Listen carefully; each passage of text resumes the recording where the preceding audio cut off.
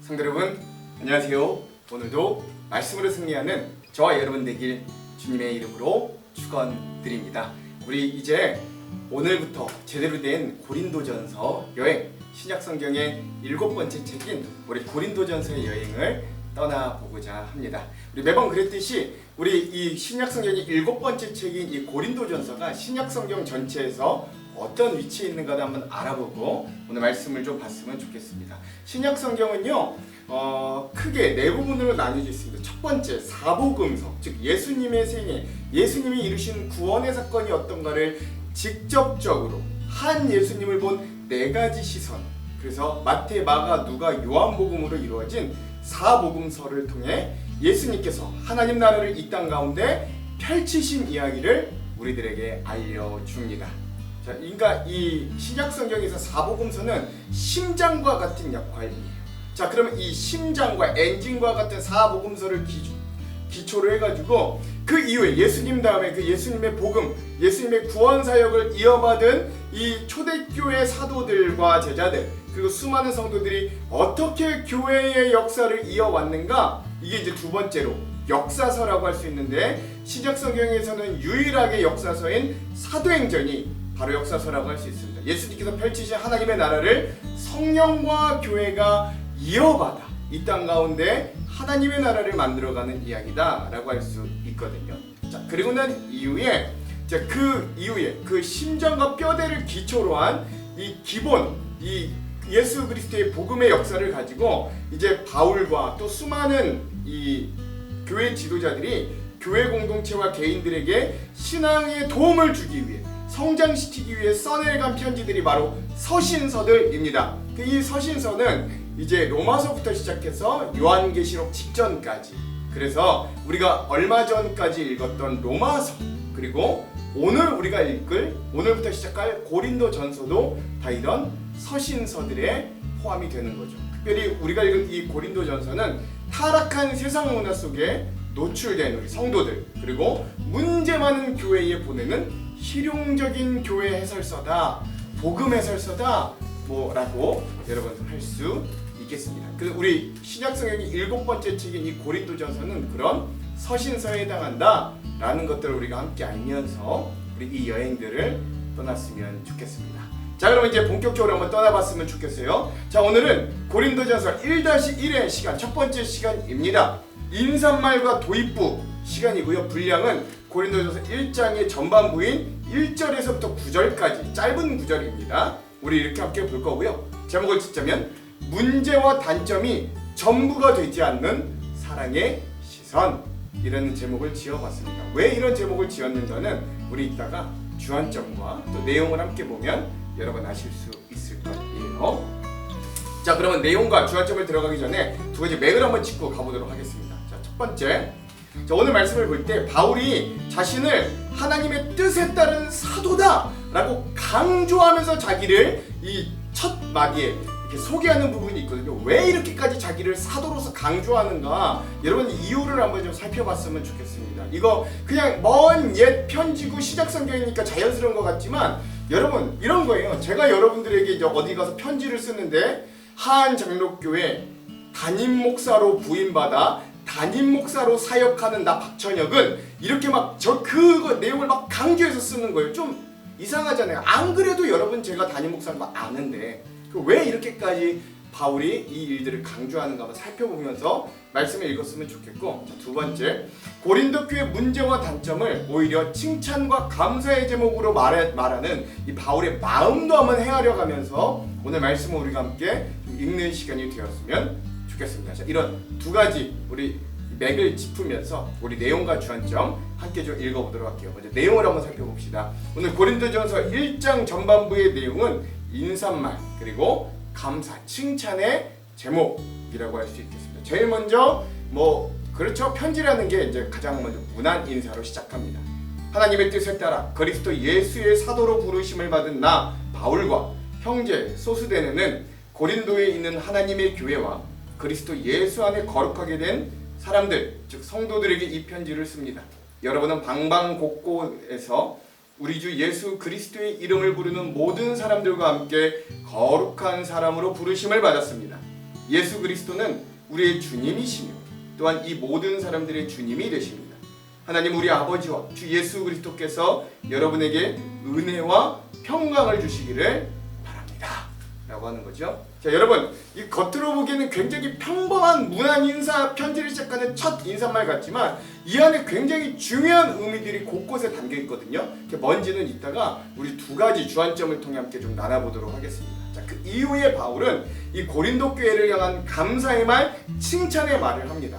이것도 자세히 살펴보면 이 편지의 목적은 고린도 문제 많고 말 많고 탈 많은 고린도 교회인들에게 책망하기 위해 쓴 편지가 고린도전서라고 해도 과언이 아닌데 기존에 이들을 이렇게 칭찬하는 거예요. 그래서 사실은 이들을 칭찬하는 부분들이 사실 뒤에 보면 다 이들이 책망받는 문제의 요점이 되는 부분이기도 하거든요. 그래서 이들의 단점을 제일 먼저는 바울은 장점으로 보는 시각을 가지고 그 소망을 가지고 먼저 이들에게 감사와 칭찬의 말을 전하기도 하는 것입니다. 그리스도 예수 안에서 여러분에게 주신 하나님의 은혜로 말미암아 나는 늘 하나님께 감사드립니다. 여러분은 예수 그리스도 안에서 모든 말하는 것과 모든 지식 등 모든 면에서 풍성하게 되었습니다.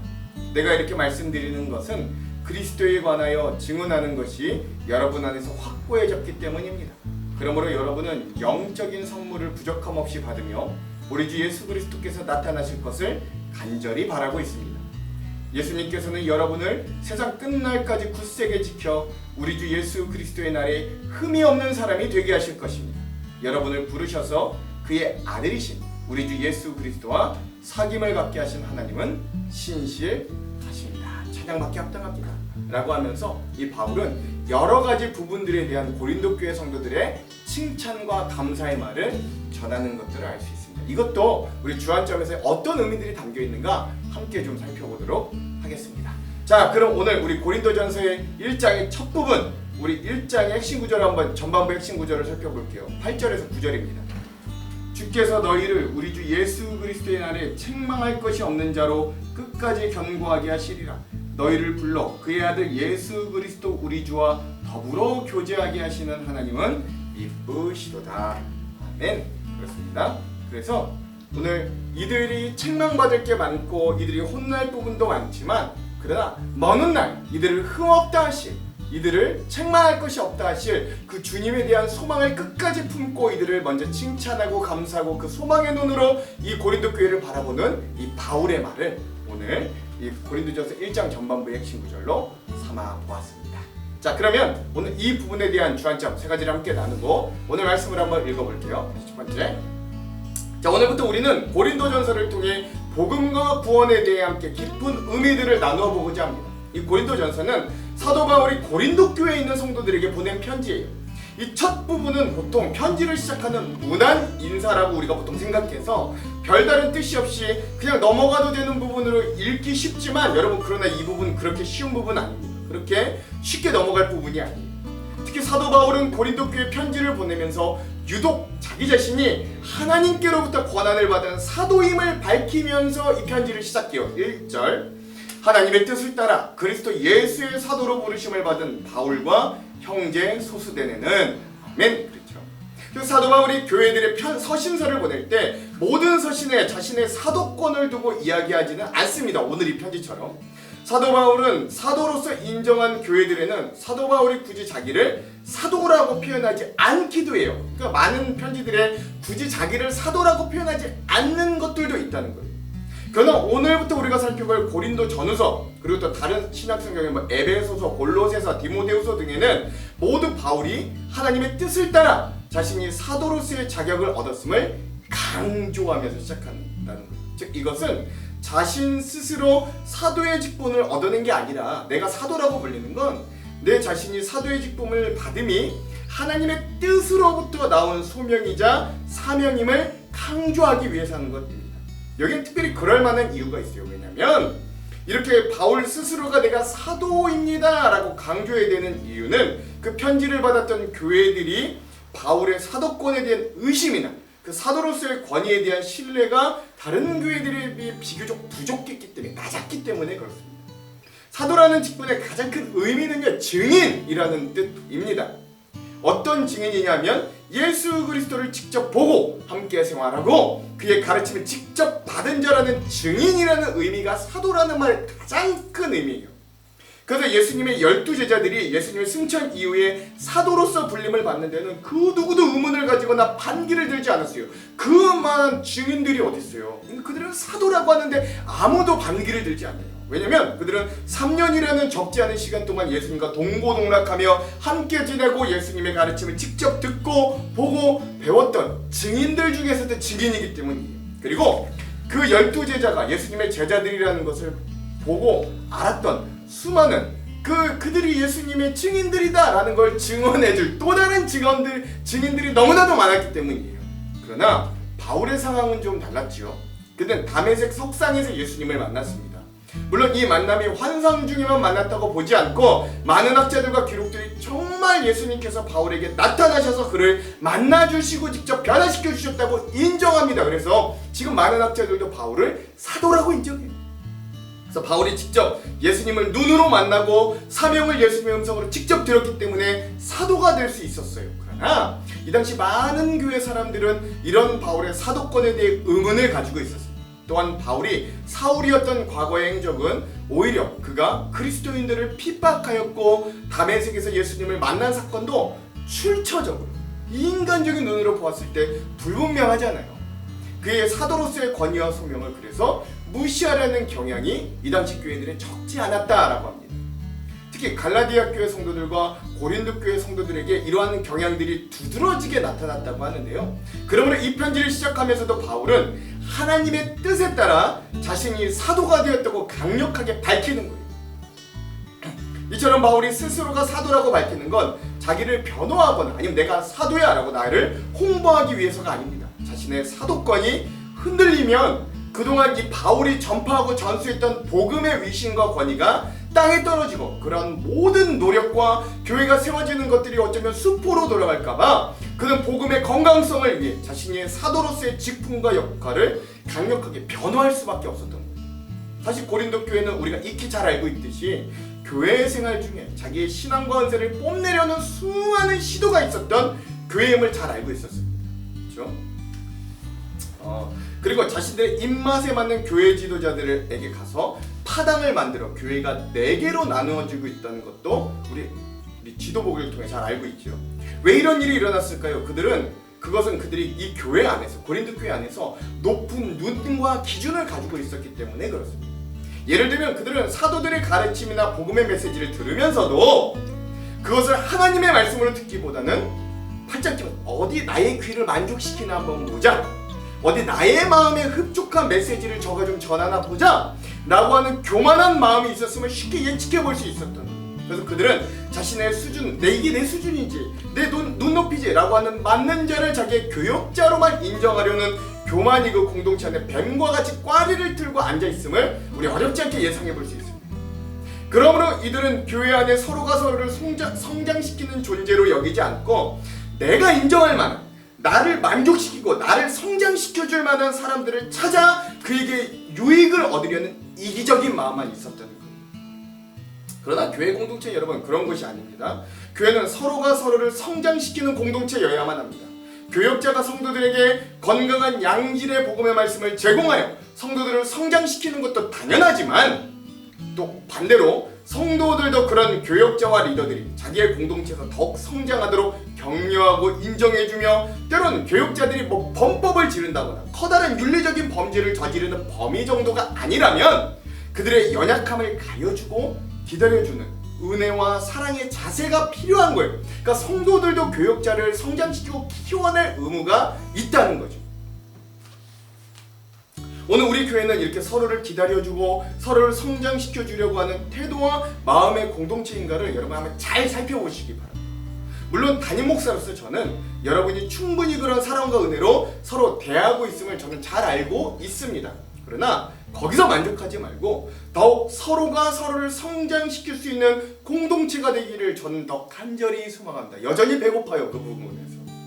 품이 넓고 용납함이 더욱 넓은 여유로운 마음과 사랑이 넘치는 문턱이 낮은 아니 아예 문턱이 없이 들어올 수 있고 용납받을 수 있는 귀한 은혜와 사랑이 넘치는 교회가 우리 하안장로교회가 되기를 저는 간절히 소망합니다. 그리고 서로가 서로에게 성장할 시간과 품을 내어주고 기다려주고 품어주는 우리 그런 귀한 교회가 되기를, 그래서 서로가 서로를 인정해주고 용납해주는 교회, 서로 성장하는 교회가 되기를 간절히 소망해 봅니다. 자, 두 번째, 이후에 바울은 이 편지를 받는 자, 수신자를 고린도에 있는 하나님의 교회라고 밝히면서 이들에게 편지를 쓰고 있음을 밝힙니다. 2절, 고린도에 있는 하나님의 교회 곧 그리스도 예수 안에서 거룩하여지고 성도라 부르심을 받은 자들과 또 각처에서 우리 주 곧 그들과 우리 주 되신 예수 그리스도의 이름을 부르는 모든 자들에게 아멘. 그렇죠. 이 고린도라고 하는 지명과 나란히 하나님의 교회라는 명칭이 같이 언급된 건 그 의미가 적지 않은 거예요.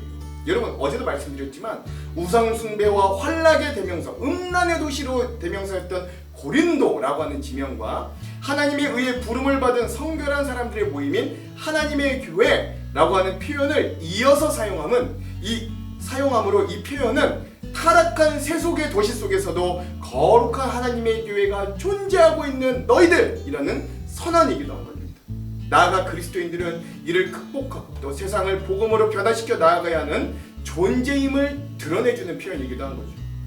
또한 고린도 교회는 곧 그리스도 예수 안에서 거룩하여진 사람들이며 성도라고 부르심을 받은 사람들의 공동체다라고 이야기하고 있잖아요.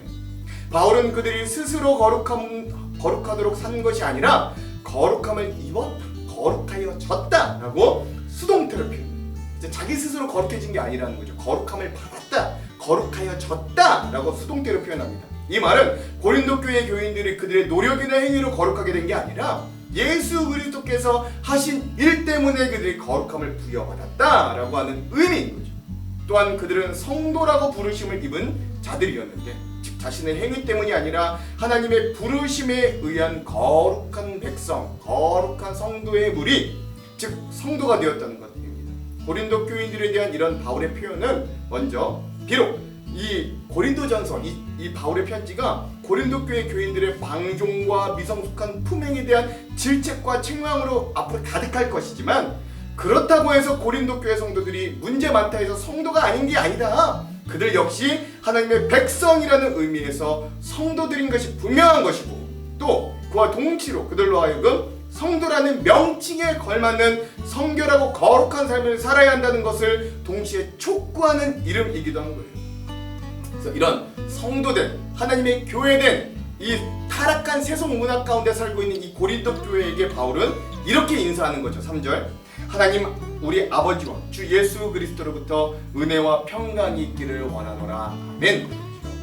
바울은 고린도 교회 성도들에게 예수님으로부터 시작된 은혜와 평강이 있기를 원한다고 했습니다. 여러분 이 부분도 그냥 축복과 은혜를 바라는 이 비는 그런 시작 인사라고 넘기기 쉽지만 그렇지 않더라고요. 이 부분에 대해 삼일교회 담임 목사이신 송태근 목사님은 이 부분에 대해서 이렇게 해석하십니다. 상식적으로 생각해보면 바울이 문제 많고 탈 많은 고린도 교회에 제일 먼저 빌어주어야 할 것은 문제가 해결되고 얻을 평강이 것입니다. 이게 상식적이잖아요. 그러나 그럼에도 불구하고 바울이 말 많고 탈 많은 이 고린도 교회에 평강보다도 은혜를 먼저 얻기를 강조한 건 이 모든 문제를 해결하고 이들이 평강을 얻을 가장 첫 번째 방법이 바로 예수 그리스도의 복음의 은혜를 회복하는 것이기 때문에 그렇습니다. 이 순서가 중요해요. 그러므로 은혜 다음에 평강이 이들에게 있기를 바울은 간절히 바랐던 거예요. 하나님의 은혜가 있어야 하나님께서 거저주시는 은혜에 감사하고 하나님을 의지하고 평강을 누릴 수 있게 되기 때문에 그렇습니다. 사도 바울은 고린도 교회 성도들이 교회의 본질인 예수 그리스도 안에 있는지 자기를 점검해 보기를 먼저 원한다는 것이죠. 즉 오늘 우리에게도 이런 순서가 신앙생활과 교회 생활에 있어 적용되기를 소망합니다. 은혜 다음에 평강이에요. 은혜 다음에 형통이에요. 은혜 다음에 문제 해결입니다. 우리는 우리의 삶의 문제가 제일 먼저 해결되기를 원하지만 사실 하나님께서 우리의 삶에 원하시는 순서는 우리가 어떤 상황과 어떤 문제에 처해 있던 예수 그리스도의 은혜를 먼저 회복하기를 원하십니다. 그러면 그 이후에 모든 것을 하나님은 더하시고 해결하시고 충만케 해주실 것이기 때문에 그래요. 요한 3서 1장 2절 말씀 사랑하는 자여, 내 영혼이 잘됨 같이 내가 범사에 잘되고 강건하기를 내가 간구하노라. 아멘. 그렇습니다. 사도 요한이 사랑하는 가이오 장로에게 편지를 쓰면서 그를 축복할 때에도 뭐라 그러느냐, 그의 영혼이 먼저 잘됨 같이 그가 범사가 잘되고 강건하기를 바란다고 했던 이 순서를 기억하십시오. 오늘 우리 그리스도인들의 가장 먼저는 그래서 바로 은혜를 회복하고 영적으로 잘되는 것이 먼저예요. 그러므로 여전히 우리들의 교회도 수많은 문제들로 아파하고 신음하기도 합니다. 가정도 마찬가지고 개인도 마찬가지죠. 우리가 말로는 성도라고 하지만 우리의 교회 모습이 때로는 하나님의 교회라는 이름에 맞지 않을 때도 있고, 우리 스스로가 우리 스스로를 보아도 내가 성도라고 불리기 부끄러울 때도 분명히 있습니다. 그러나 그럴 때 우리가 회복하고 얻어야 될 건 그런 문제 해결이 아니라 예수 그리스도에 대한 은혜와 사랑이 먼저입니다. 그것이 제일 먼저 해결되면 그 외의 것들은 그것이 엄청난 문제, 큰 태산 같은 시험이라고 할지라도 얼마든지 그 은혜를 통해 평강을 얻도록 또 해결받을 수 있고 극복될 수도 있다라는 것이에요. 오늘 이런 사도 바울의 문안 인사에 오늘 우리를 대입해 보면 우리의 공동체도 서로가 서로를 성장시키는 넓은 품이 있는 거예요. 그리고 우리의 믿음의 순서는 은혜가 우선이고 그의 문제 해결과 평강, 형통인가를 살펴볼 수 있는 우리 귀한 여행 되기를 또한 간절히 소망해 봅니다. 자, 마지막 세 번째. 자, 문안 인사를 끝낸 바울은 이제 그가 말하고자 하는 것들을 본격적으로 전개하기에 앞서서 감사한 말을 고린도 교회 성도들에게 전합니다. 사실 바울은 고린도 교회에 많은 문제들이 산적해 있었음에도 불구하고 이 고린도 교회의 긍정적인 면을 밝혀서 감사의 말을 하고 있는 거예요. 이런 바울의 감사는 자신이 고린도 교회에 전한 복음이 그들의 삶 속에서 견고히 서가기를 소망하는 마음에서 나온 거고, 또 이후 전개될 책망으로 인해서 고린도 교인들이 낙담하지 않기를 바라는 목회적인 배려라고도 할 수 있습니다. 엄밀히 말하면 이들을 칭찬하는 면모는 반대로 이들이 문제를 일으키는 확정적인 원인들이기도 한 것이에요. 그러나 바울은 먼저 이들이 가지고 있는 기질과 성품 그리고 지식과 사랑을 감사함으로 먼저 이들이 복음에 대한 용기와 믿음을 잃지 않기 위해 애쓰고 칭찬으로 이야기하고 있는 것입니다. 바울은 먼저 고린도 교회 성도들의 지식과 언변에 대해 이렇게 칭찬과 감사를 해요. 4절과 5절. 그리스도 예수 안에서 너희에게 주신 하나님의 은혜로 말미암아 내가 너희를 위하여 항상 하나님께 감사하노니 이는 너희가 그 안에서 모든 일 곧 모든 언변과 모든 지식에 풍족함으로. 아멘. 그렇죠. 먼저 바울은 이들이 복음을 전파하기에 유리한 언변, 즉 말솜씨와 지식을 풍성히 가지고 있었음을 감사하고 칭찬합니다. 이들은 당시 헬라 철학의 중심지에 살고 있었기 때문에 고린도 교인들 역시 자연히 철학적인 지식과 사고와 화술에 능한 사람들이었어요. 물론 이런 것들이 그들의 교만과 분열의 원인이 되기도 하였지만 바울은 이들이 가지고 있는 이런 은사와 달란트들이 결국 선한 것으로 변하여 복음을 전하는 데 더 쓰임받기를 원하는 소망의 마음이 오히려 더 컸던 거예요. 그러니까 바울은 그들의 그런 교만과 그런 분열되는 것들을 책망하기 전에 너희들에게 이런 좋은 보물들이 나중에 변해서 복음 전파하는 데 쓰이기를 나는 감사하고 칭찬한다 라고 이야기하는 거죠. 둘째, 바울은 여전히 고린도 교인들이 구원의 확신을 잃지 않고 있음도 칭찬합니다. 6절.